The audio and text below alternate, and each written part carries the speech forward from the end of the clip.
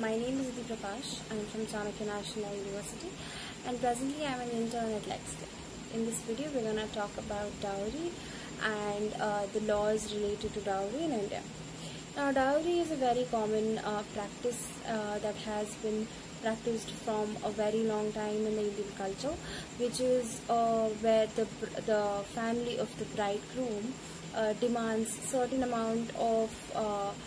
money or any valuable entity, for example property or jewelry, in return as a consideration for the marriage to the bride to be. Now the definition of dowry given in the Dowry Prohibition Act 1961 is given in section 2, which says that dowry means any property or valuable security given or agreed to be given either directly or indirectly, A, by one party to a marriage to the other party to the marriage, or by the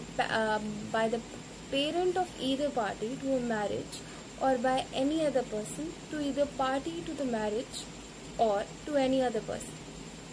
at or before or anything after the marriage in connection with the marriage of the said parties, but does not include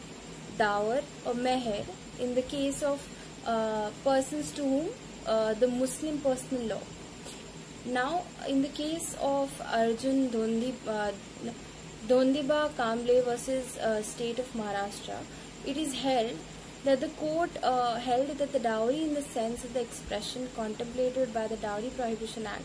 is a demand for the property of valuable security having an inextricable nexus with the marriage, which means that if the dowry is taken as in consideration for marriage to the bride to be, which means that if the dowry is not given, the marriage will not happen, then that will be considered dowry. But any property given not in the direct consideration of the marriage will not be constituted as dowry. Whereas in Rajiv versus Ramkrishna Jaiswal, the court held that any property given by the parents to the bride need not be in consideration of the marriage. It can even be in connection with the marriage and would constitute dowry. Now, who can be held for the offence of dowry under the law? Two parties can be held. One, the party of the bride, and the other party of the bridegroom. As in, both taking and giving dowry is an offence. It is given in section 3 of the Dowry Prohibition Act, which says, according to section 3, if any person after the commencement of the act gives or takes, abets the giving or taking of dowry, shall be punished with imprisonment for a term not less than 5 years, with fine which shall not be less than 15,000 rupees or the amount of the value of dowry, whichever is more. Secondly, penalty for demanding dowry, that is given in section 4, which says that if any person directly or indirectly demands dowry from parents, relatives, or guardians of the bride or the bridegroom, shall be punished with an imprisonment of not less than 6 months, which may extend to 2 years, with fine which may extend to 10,000 rupees. Now, the Supreme Court held in Panduganga Shivam Kavatkar versus State of Maharashtra that even stating a mere demand of dowry is an offence. In Bhura Singh versus State of Uttar Pradesh, it was held that the deceased had sent a letter to her father before she was burnt to death by her in-laws, that she was being ill-treated, harassed by her in-laws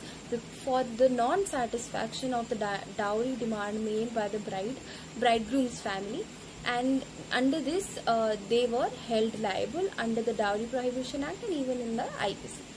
Now, there is also ban of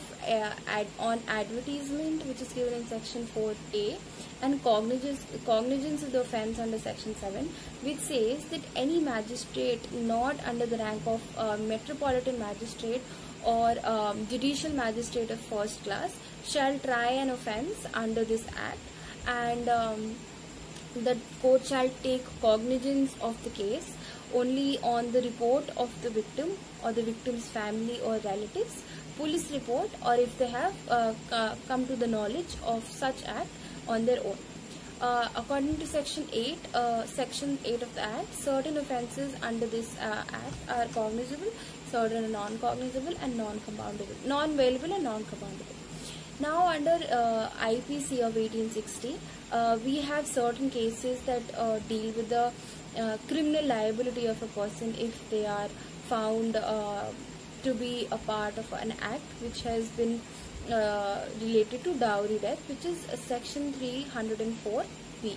In this, if where the death of a woman is caused by any burns or bodily injury or occurs otherwise than under normal circumstances within the 7 years of her marriage, and it is shown that soon before her death she was subjected to cruelty or harassment by her husband or relative, or the relative of the husband, or in connection with any demand for dowry, such death shall be called dowry death, and such husband or relatives shall be deemed to have caused her death. Explanation: for the purpose of this subsection, dowry shall have the same meaning as in the Section 2 of the Dowry Prohibition Act 1961. Whoever commits dowry death shall be punished with imprisonment for a term which shall not be less than 7 years, but which may extend to imprisonment for life. So we see that even after so many laws that have been brought in India against the practice of dowry, dowry is a concept and a practice that still is prevalent in the Indian society, and we need to modernize the idea of how these things are not at all acceptable and should be eradicated from the society, as it's a social evil. Thank you.